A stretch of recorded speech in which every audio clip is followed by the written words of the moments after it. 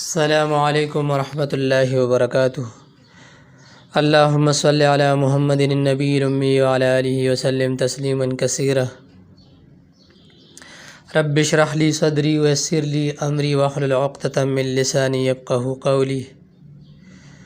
محترم سامعین، آج میں آپ کو عید الفطر کے دن مسنون اعمال بیان کرنے جا رہا ہوں، کیونکہ ہم مسلمان ہیں اور مسلمان ہر کام میں اللہ تعالیٰ اور اس کے رسول صلی اللہ علیہ وسلم کی اطاعت کے مطابق زندگی گزاریں گے۔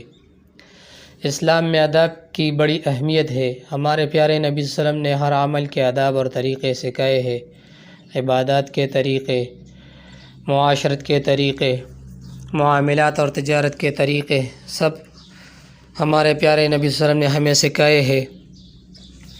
اسی طرح خوشی اور غموں کے موقع پر کیا کرنا چاہیے، کیا نہیں کرنا چاہیے، اس کے آداب اور طریقے بھی سکھائے اور بتائے ہیں۔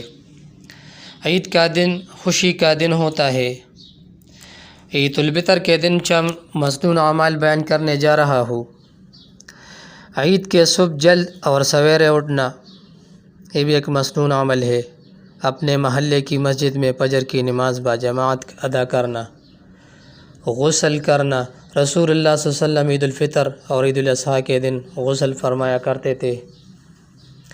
مسواک کرنا، مسواک دانتوں کی صفائی کے لیے مسنون عمل ہے اور اس پر اجر ثواب بھی ملتی ہے۔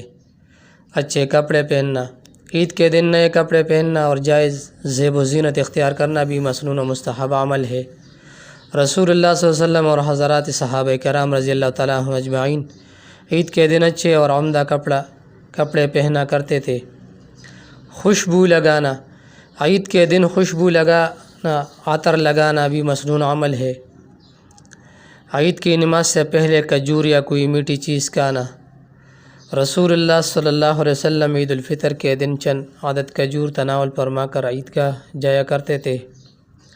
صدقہ فطر ادا کرنا، رسول اللہ صلی اللہ علیہ وسلم نے حکم فرمایا کہ نماز عید سے پہلے صدقہ فطر ادا کیا کرے۔